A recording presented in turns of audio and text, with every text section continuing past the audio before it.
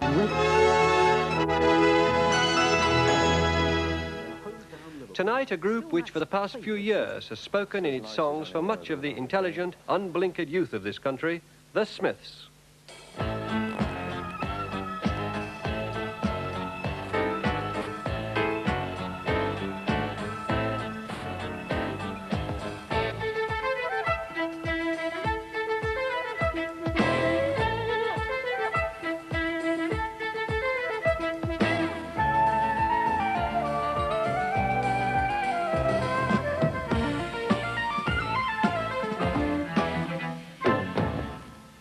Every so often a pop singer or group springs up which is not only good of its kind, but seems to epitomise its time and place. Bob Dylan, the Beatles. Their life gets shorter in the 70s and 80s. Often they meet, do what they have to do, and split up, rather like a bunch of like-minded talents coming together to make a clutch of television plays or movies. And so, to the Smiths. Formed in Manchester in 1982, disbanded in London a few weeks ago, just as they were about to move to a major record label. Morrissey, the singer and songwriter, Johnny Marr, the guitarist and music man.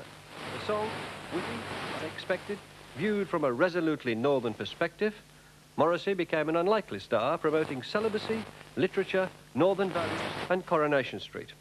The latest album, Strange Ways Here We Come, is considered their best. Their fans were articulate and obsessive. Their own influences you may find rather surprising. Older viewers could find them surprisingly comforting. Here then, Tony Knox's South Bank show film, The Smiths, from start to finish. Last night I went out walking, my intentions were to click.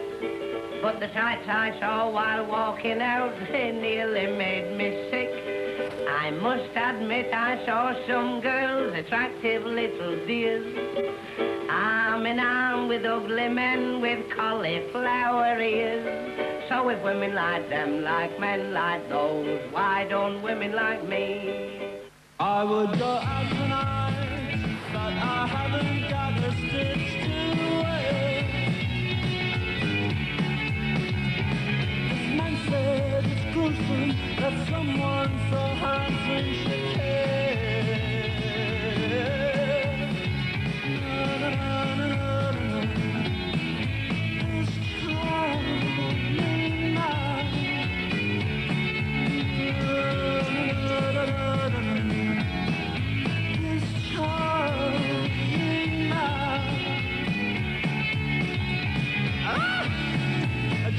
Country boy who never knew his place, he said, return to me.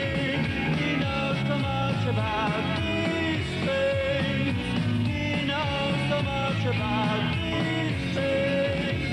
He knows so much about these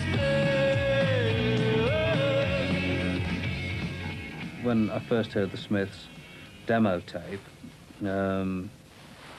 well, I had that kind of feeling, you know. You couldn't immediately say, oh, well, of course, they've been listening to the Velvet Underground or the Doors or somebody like that. It did seem to be something which had just arrived, which is one of the wonderful things that happens in pop music, you know, is the fact that things suddenly spring full-armed from the ground. Probably another misquote, but, I mean, you know what I mean, and appear to have not been influenced by anything that's preceded them. They've given rock music an Englishness that no other group has, not even the Beatles. Because the Beatles were singing in American accents, by and large. And one could say, yes, you know, they did all this and they put in this Liverpudlian accent. You know, the Rolling Stones tried this Cockney thing, the Sex Pistols tried this, you know. I think the Smiths are the first group to have perfectly integrated this form to a point where they are the first real, you know, the first great pop group. The first great English pop group, the first original pop group. I mean, that's going to get, you know, really, I'm really putting myself on the line there. But I think at the end of the day, in 10 years' time, and I stake what remains of my critical reputation on this, but in 10 years' time, the Smiths will be viewed in the same way that the Beatles are now viewed. I feel the Smiths create their world, and not many groups do that. In much the same way, if you like, as people like George Formby created their world, and the Smiths create their own environment, and you can either go in, or you can say, no, I want Diana Ross instead. and it's your choice, really. The Smiths came together quite by accident, really. It just suddenly happened, which sounds almost unbelievable, but it really did. It really did happen in a very sudden, very casual way. The meetings between the group members was very accidental, almost. And it was also at a very barren time in 1982, when everybody seemed to be lost, and the vile elements were taking over, and everything was, music was just horrendous, and it was very synthetic, and it was very fake, and it was, the pop star was back, and the regimented pop star was back, and the punk ideals, for the first time, seemed to be totally dead, really. I think it just needed some kind of kick in the face, the music scene at the time, because I think there's like the Human League, you know, Orchestral Manoeuvres, a lot of groups like that were just churning it out. I mean, it was like, okay, yeah, that's okay, but there was nothing that was, with sort of like intense, no kind of intensity. We've got all these synthesizer duos and all kind of, with mixing metaphor, really corny as hell metaphorical lyrics with 18-syllable names. I mean, so we just went, and because we understood all that totally, and because, as I say, I've been involved in it to an extent and observed it in London, we just turned the whole thing around. We called ourselves the Smiths, and then Morrissey took it into his own sphere totally, on top of the pops with National Health glasses, flowers out of the back of his trousers, and standing up for the Gawk. Because the years previous to the Smiths were quite dank for me, I could see this as my absolutely, perhaps sole key opportunity to do something constructive and to do something worthwhile. So therefore, when the time came to actually mount the stage, it was almost as if this strange forceful character completely took over and just, I actually stayed in the wings almost. And it was, ultimately I feel that that was really the natural me. Because most people feel that when you go onto a stage, you act or you develop some kind of character. But I tend to do that when I'm off stage. And when I'm on stage, I can relax and just be the normal me. Whatever that may be, the abnormal me, perhaps. And on the face of it, we wanted to ditch everything that people superficially think is rock and roll. Leather trousers and long hair and drugs. But the most important thing of aspects of the rock and roll, i.e. the gang mentality, with something exclusive to say, and arrogance, was our forte and still is.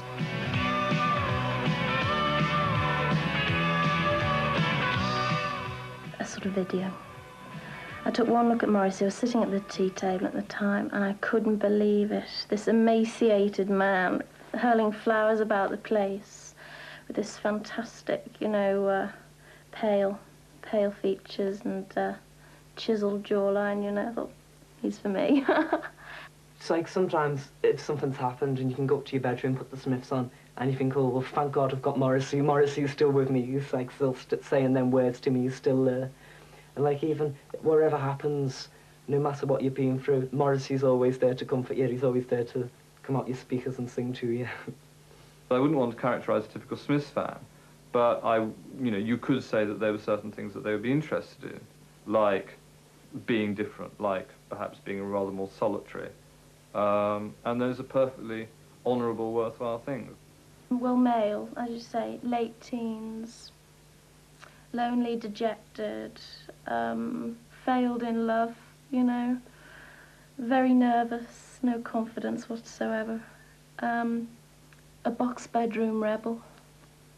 That's basically it, the stereotype. And that's not me. I don't think I'm a boy anyway. In a live capacity, the audience seems to be predominantly male.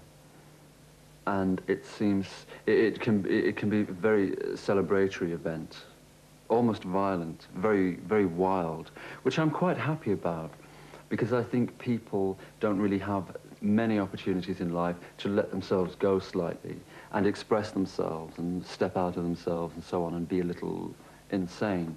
There is a light that never goes out. Yeah, I mean, this is a song, I mean, and every night that I saw them play live, people were singing along to this song, they would go completely haywire. I mean, and the actual lyrics are kind of you know, a invitation to a sort of a, you know, a double suicide. I think Morrissey has this very strange sense of humour, not a morbid sense of humour, but it's so straight, and he can say things so seriously, and yet maybe behind it all it's quite the opposite. And I think a lot of people totally misinterpret, totally, whatever he says and things he does. People, they choose to see the Smiths as being very morbid and maudling and, you know, very northern and gloomy. And yet they're not. I mean, lots of Johnny's guitar playing is very jubilant and very celebratory. It's really beautiful. Lots of their music, when I hear it, it's really uplifting. I mean, on more than one occasion, I've actually laughed out loud at Smith's lyrics, and I don't often do that. I don't often laugh out loud at anything much. And I think that they're very funny lyrics, and I cannot understand why people assume that what they do is essentially miserable. I suppose because there are a lot of references to kind of death and pain and so forth in the lyrics, but again, it's done in the same sort of way as like books like The Loved One, you know, where it's sort of ironic, really. And I don't see them as being miserable at all. I get rather cross when people tell me they are. I dreaded sunny days, so I'll meet you at the cemetery gates. Keats and Yeats are on your side. Morrissey and I quite often, he'd just telephone and he'd say, oh, let's meet somewhere. We used to go walking on fine, sunny afternoons to Southern Cemetery in Manchester. So we go inside and we gravely read the stones. All those people, all those lives, where are they now? With love and hate and passions just like mine. They were born and then they lived and then they died. Seems so unfair, I want to cry. It was very peaceful and beautiful, but it wasn't done in any sort of morbid sense. Talking about it now seems quite strange, but at the time it seemed very natural. Or we'd go wandering in Moss Side and just, hours and days wandering, just the two of us, you know, together but very alone at the same time. It's like extremely intimate, but then extremely sort of very separate. We were always quite separate at the same time.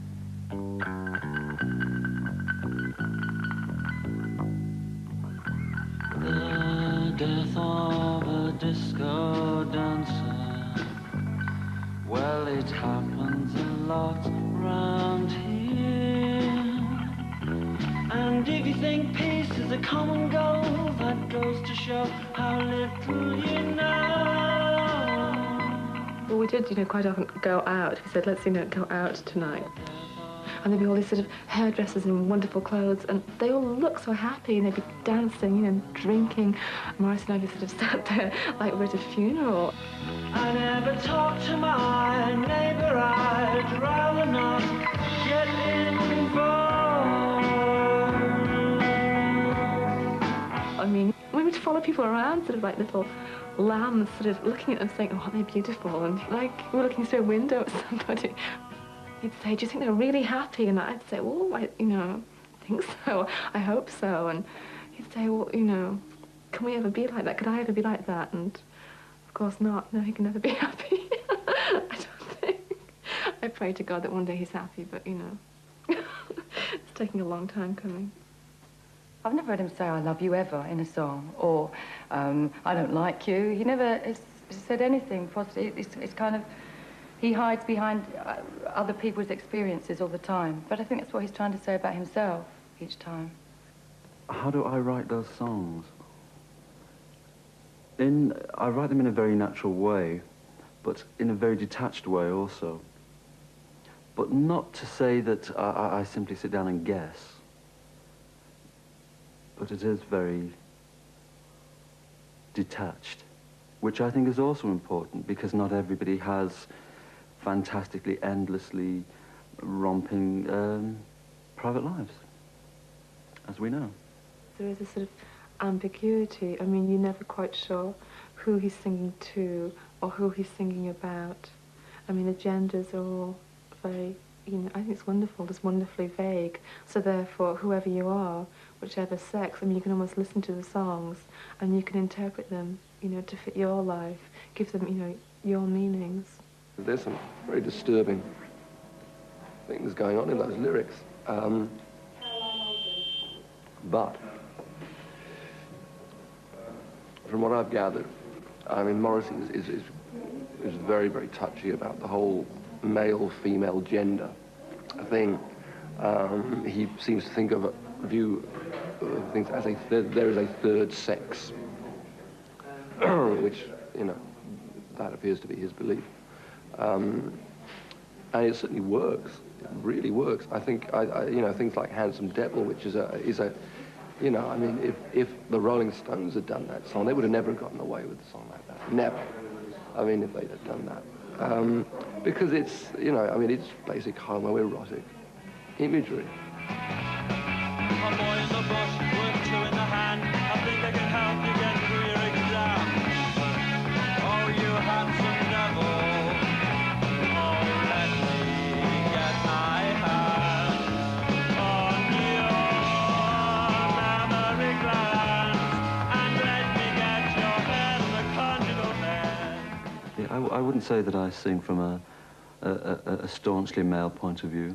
I think I have enough scope to really imagine how practically almost anybody would feel. And for me to sing in an exclusively male point of view is just very standard, really. One doesn't have a particular sex when you sing. I mean, you've had so many lifetimes being a man or a woman or indifferent. I mean, so you can sing about all of those. But I would do it in the first person. He does. Read obsessively. I mean, you know, devouring book after book after book. I mean, it's a really essential ingredient in our lives. And most of the books we read were by women or about women, or somehow, you know, a woman sort of popped up somewhere. People like Sheila Delaney, I was very, and remain so very obsessed by. Oscar Wilde, a lot of feminist writers I was very interested in, because they, once again, they seem to really, they seem to have the key on very modern situations as far as relationships were concerned. They seem to be, feminism, although one can talk about feminism and people can screw up their brow and say, and back off, I think really they had the key to many things which have unraveled themselves within recent years as very strong political topics. Not just feminism, but broader issues.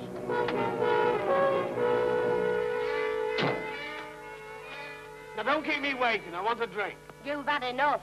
Look, I'm not hanging about in this filthy hole. Wait, where you like, then? Certainly Sheila Delaney and Alan Bennett, I see a great deal of similarity in the way they write and the view that they have. Very northern, very back garden, almost gossipy, and very entertaining. That's his influence, I suppose. You get out of it and go back to your fancy man or your husband or whatever you call it. Oh, I give you such a bloody good idea, and that's what you've gone short of. Don't shut yourself up for what you are. You couldn't wait, could you? And now look at the mess you've got yourself into. Well, get out of it without your help. Threw yourself at the first man you met. Yes, you're right, I did. You're man mad. I'm like you. You know what they're calling you round here? A silly little whore. They all know where I got it from, don't they? Oh, I'll knock your bloody head off. Get out. Go on! Stop shouting at each other, will you? Oh, shut up. We enjoy it.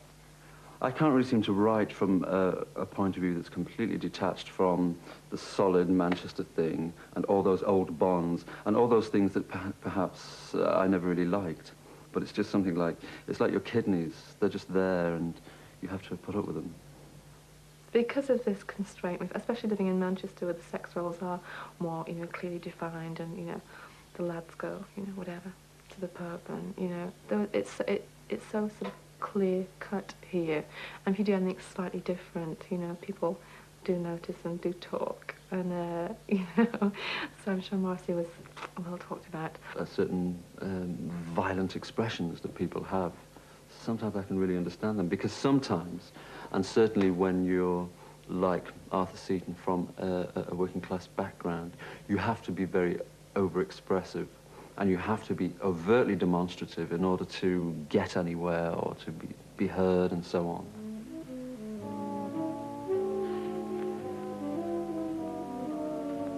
Mum called me balmy when I told her I fell off a gasometer for a bet. But I'm not balmy. I'm a fighting pit prop that wants a pint of beer, that's me. But if any knowing bastard says that's me, I'll tell him I'm a dynamite dealer waiting to blow the factory to kingdom come. I'm me and nobody else. Whatever people say I am, that's what I'm not. Because they don't know a bloody thing about me. God knows what I am. I became very interested in film history. Quite specifically, films from the early 1960s, such as A Taste of Honey, Saturday Night and Sunday Morning. Films with a common thread, I would say. The common thread possibly being that quite largely such films are kind of loving the family way. We're about people in the North specifically, with their tail trapped in the door almost, trying to get out, trying to get on, trying to be somebody, trying to be seen. And I found that very appealing. I found it very, well, obviously a great identification with that. Because that's really the way you feel in Manchester. Shaddy, addy, addy, addy, addy, like your life! Oi! Shadows!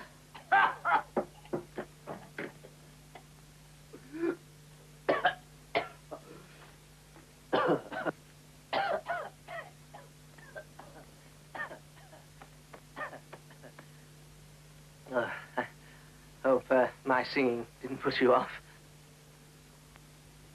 You know, by the time we're burying you, you'll be going off in one of these.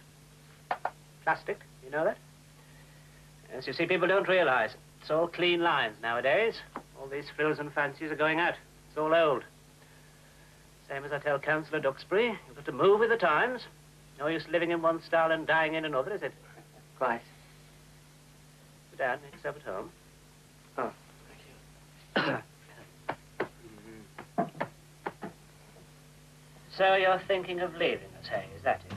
Frankly, Mr. Shankly, this position I've held, it pays my way and it corrodes my soul. I want to leave, you will not miss me.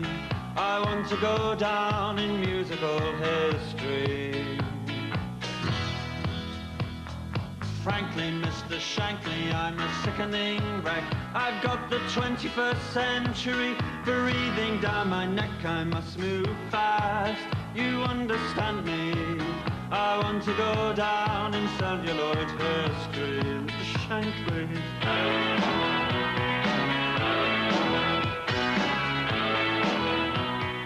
I grew up in the Old Trafford, Stretford areas of Manchester.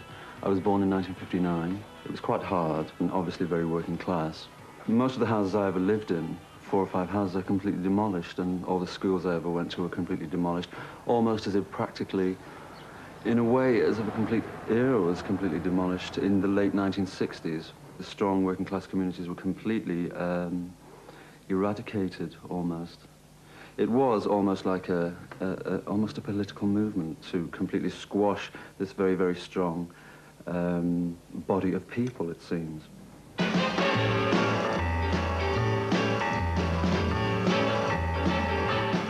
As I began to buy records in 1965, very obvious pop things of the time, which were the most important things in life to me. And it always remained so. All the records I bought, they were friends. These people knew me and I knew them, and they were in my life.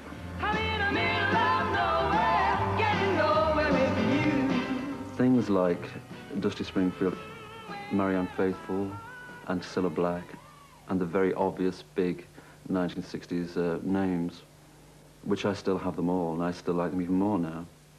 Sandy Shaw. She seemed to have a particular street sense. She was just really like an ordinary girl, and saying whatever really came into her head, although she didn't write the songs. That's how the songs seemed. It seemed like direct conversation. Message understood. Late Saturday night, you came around and I knew. On the day that he came, I got into sort of like oh, you know what it is when you've got kids, you're sort of like your rhythm and your timing, and it all goes out. And when I opened the door to him, I was still in my pyjamas, but I'd put my makeup on. I was horrified. He might think I was this kind of like Joan Collins type character that even went to bed in her makeup. But anyway, as I opened the door, I mean, these two sort of like, well, sort of stupefied faces, and like Morrissey, I thought was going to faint. And, well, to be quite honest, I've been worshipped from afar a lot, but I've never been worshipped that close up that often. And it sort of took me aback a bit. Sandie Shaw has always meant a great deal, quite largely simply because of the records, which I thought had more life, spirit and energy than practically anything else that appeared throughout the 1960s. And I think that's quite a mean feat, really. He started reeling off everything I'd ever done, B-sides of songs that had never been released, things I said to somebody that had said to somebody else, and places I'd been that I'd totally... I just suddenly realised this guy knew my life backwards. There was nothing he didn't know about it. He knew all the good bits and all the bad bits, and he still loved me. And it was such a sense of relief that somebody actually knew everything about me and still loved me. It was really wonderful. And from that point, I began to trust him. I didn't trust his music at that point. I just trusted him, and I thought, well, at least it's going to be a giggle.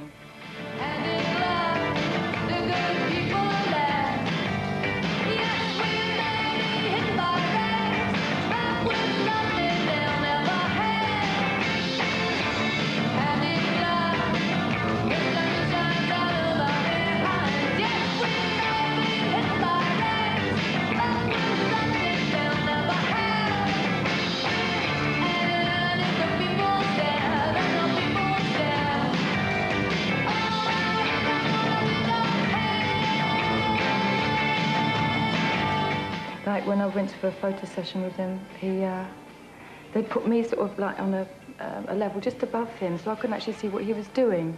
And so it was clicking when I was looking at the camera, and all of a sudden I looked down, and he'd got these rosary beads out and was looking up at me like this. These rosary beads. Put them away.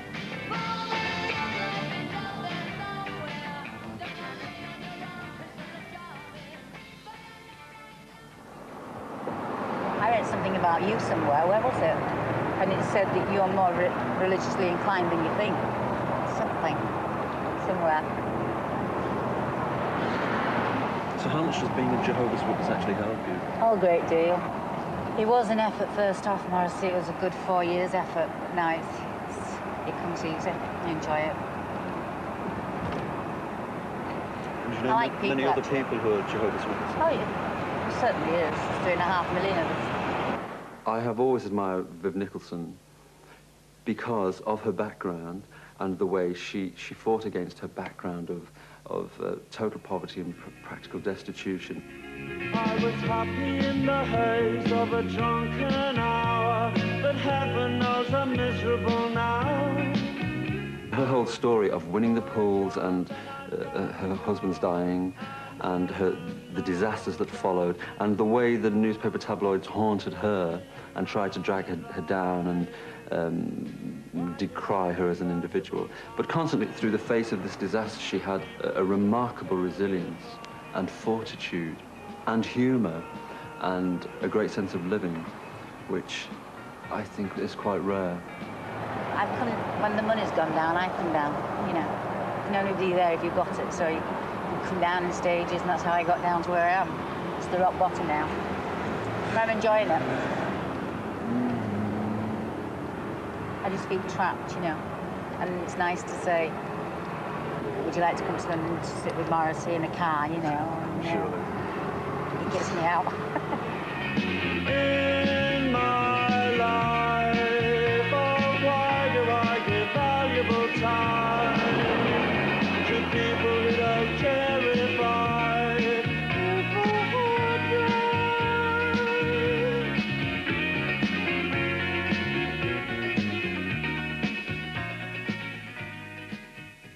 Like the fact that when punk came along, that it did demystify the whole process of making records, that people realised that if they knocked over a few phone boxes and sold somebody's motorbike, they could raise enough money to put out a single. But in those days, a lot of bands, having done that, then broke up because they're perfectly happy to do that. They'd achieved something that they'd wanted to achieve. They didn't see it as part of a kind of lifelong career process.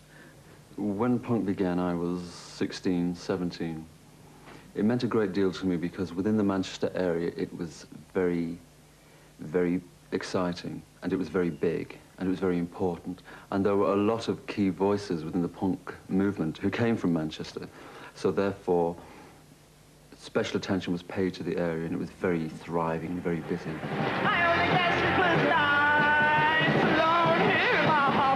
Here were people practically in one's own backyard who were suddenly known throughout the country, because there you could see possibilities for yourself, if you like.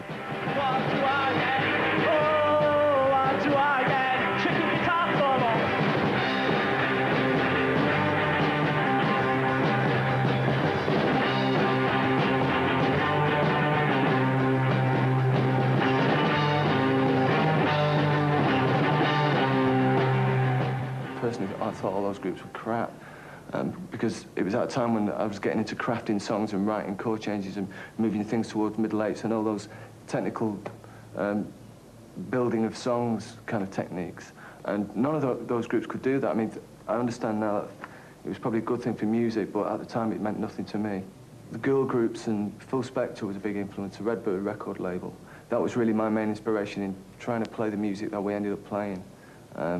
Get away from particularly duo, synthesizer duo kind of music.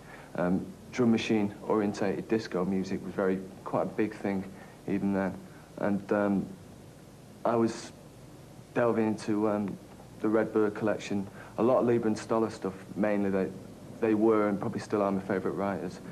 There was one day Joe Moss gave me a video which was really important to us now of a Leiber and Stoller interview. It was, as I said, we were a really big influence. And where one of them, I can't remember which, said he just got to the point where he knew who the other guy was and they hadn't met, and he thought, well, if we're ever going to get together, I'll just go over there and knock on his door and say, you know, let's get together and write songs. We sounded very, very idealistic, but it caught my imagination, probably because I was, and I'm an idealistic kind of guy, and so that's what I did. I think Johnny was the instigator, really. You know, he just went round and knocked on Morrissey's door, basically. Then he got Mike in, and he phoned me up. Learn to love me and assemble their wings.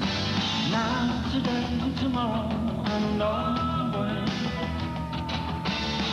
My only weakness is a listed crime. But last night the plans for a future war was all I saw on Channel 4.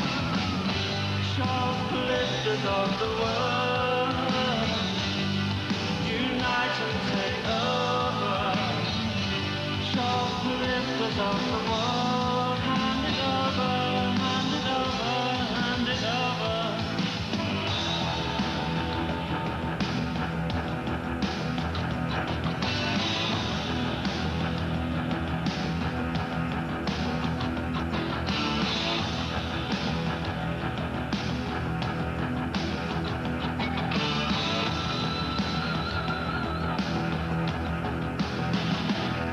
The way our relationship worked right from the word off, without getting too soody about it, was that I saw a lot of good things, obviously, in him that I didn't see myself, and vice versa. And he didn't say much, and he just let me tell him what I wanted to do, and just sat and kind of watched me and checked out my shoes and checked out my hair and all those things. And I was taking quite a chance because I was very, very fashion conscious and had a very strong image. I wasn't quite sure about what he was going to look like or what he was into at all, and walked in his house, and he was really taken aback when, hello, so on. And so he invited me in. First thing I saw was this huge cardboard James Dean crucifix thing. So I thought, well, that's not too bad. I'm on a winner here. And he brought me into his room, and there were all these great pictures of with James Dean and a couple of Elvis pictures and stuff. And immediately it became obvious that we had a hell of a lot in common as regards our feelings towards pop culture and records generally. He gave me a whole series of songs, batches of words, and just to see them on paper, I've literally never seen anything like it. Even as a fan of serious, quote, serious writers, you know, the Dylans and so on, because the first thing I saw was Suffer Little Children. I did have a fixation on the Moors murders, that I was perhaps a potential victim, if you like, a little bit younger than the victims. It was a very strong subject in Manchester throughout the 1960s, very, very strong, very almost unspoken thing. It was too horrific for people to think about and to discuss. I was taken aback completely because it was, the content was so serious, but at the same time, very, very poignant and poetic. And I just looked at them and straight away I worked out the kind of the music that these images evoked. But this is no easy ride for a child's pride. Oh, find me nothing more. We are on a southern misty morn. We may be dead and we may be gone, but we will be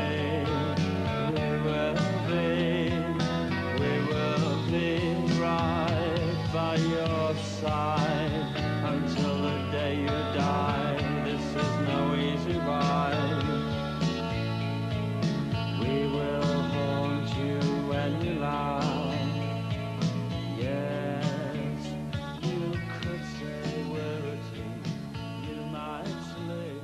Our immediate goal was for there to be a single with a great song on the A side. Whether it had our names on the label as the group was secondary. It was our names being in the brackets, which was much more important. Very into the songwriting ethic.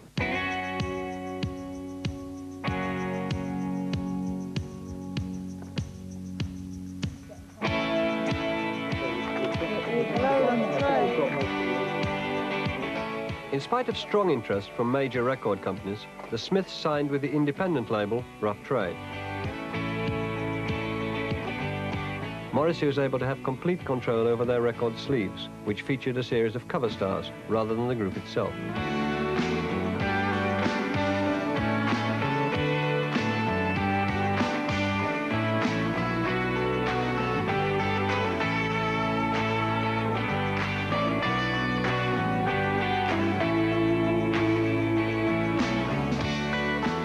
Many people had expected the group to sign with the Manchester label Factory, which had embodied the city's musical image since the late 70s. It was absolutely crucial that we didn't sign to Factory Records. Without I'm putting down, not giving them, discrediting them for anything that they've done in the past, because they have been very important. But you've got to understand that their time was a few years before mine.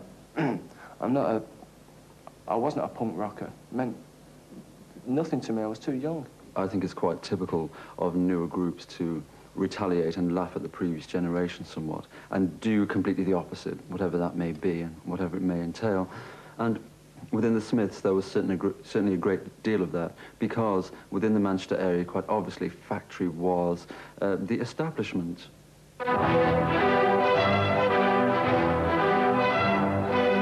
The Smiths quickly achieved a degree of success that was unprecedented for a band on an independent label. They produced a stream of hit singles and albums, and also became one of the most popular and powerful live acts in the country.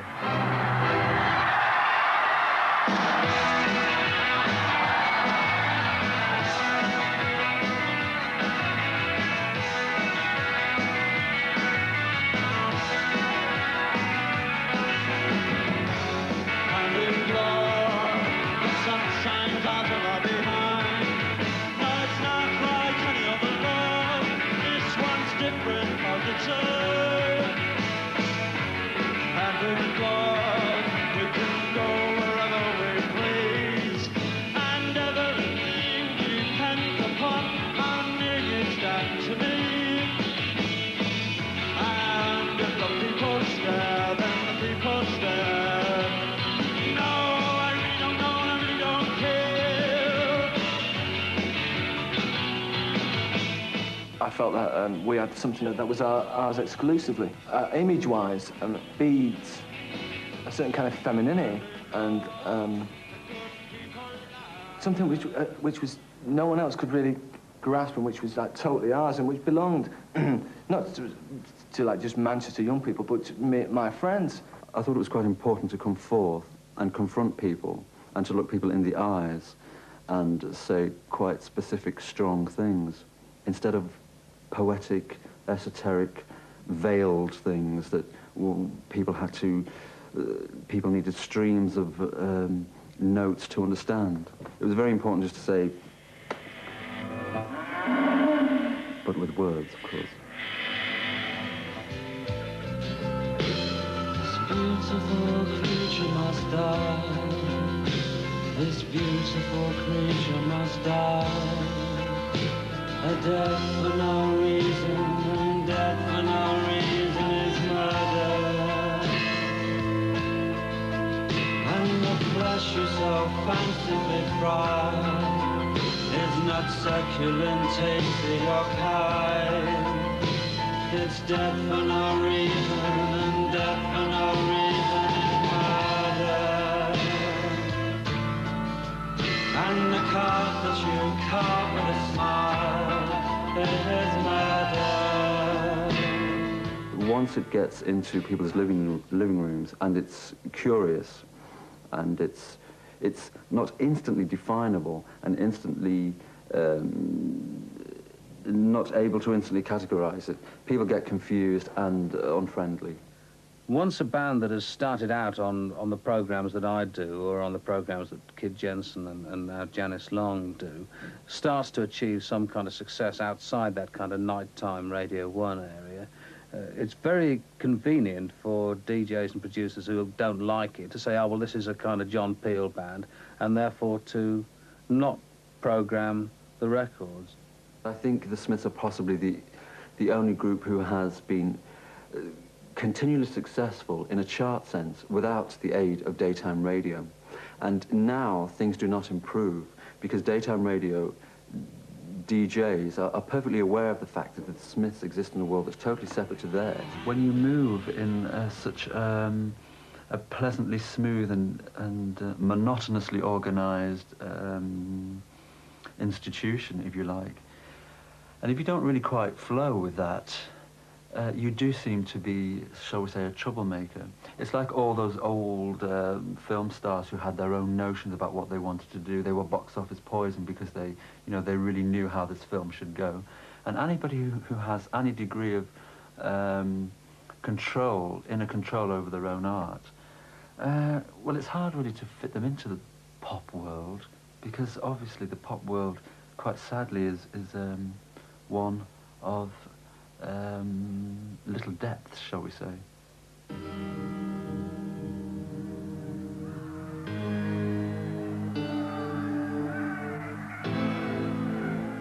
This summer, at the peak of their success, Johnny Marr left the Smiths.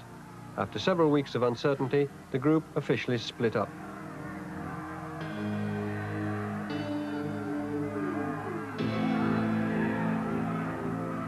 It was the end of the most original English band of recent years.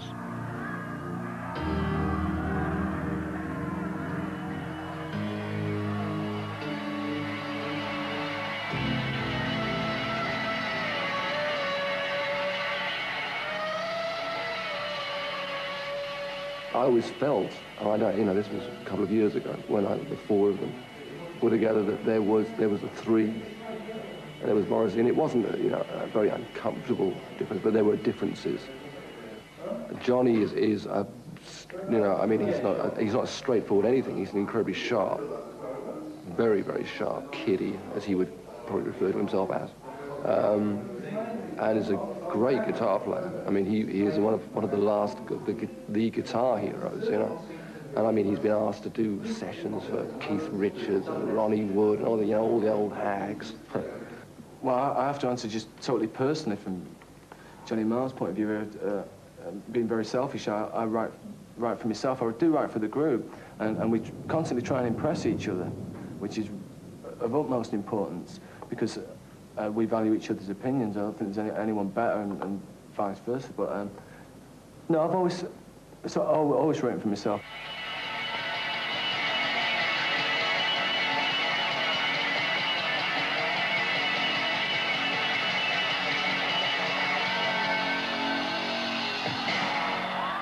The way I see the whole spectrum of popular music is that it is slowly being laid to rest in every conceivable way. Even if you look at Madonna, I mean, Madonna I don't think could ever happen again, a Madonna figure. It seems like the final